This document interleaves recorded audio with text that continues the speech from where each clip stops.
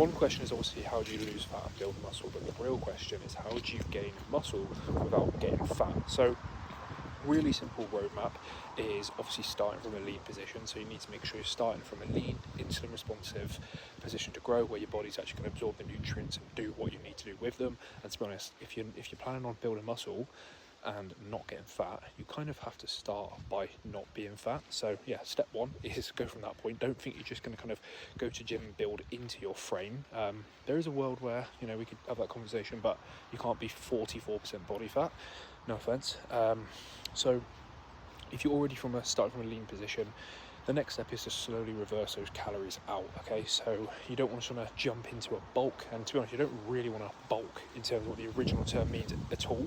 So you're going to slowly reverse some calories, just slowly introducing your body back up to maintenance, tracking the scales, making sure you're not gaining too aggressively. Once you've got to a point where your scales have kind of flatlined, your calories are increased, your energy's back to a good spot, you're training hard and performing well again, you're still in a really lean position, might be a bit more watery, and obviously you're probably not going to be as peak lean as you were when you were fully deficit down.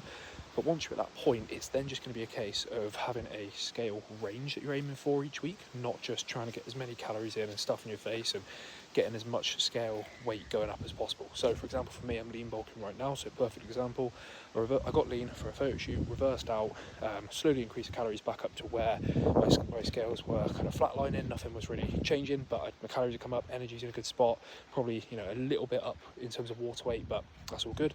And then from now on, I'm just making sure if I don't gain 0.2 to 0.4 kg per week on the scale, so very, very small, then I'll just increase my calories by about 1 to 200, more like 100 just from carbs.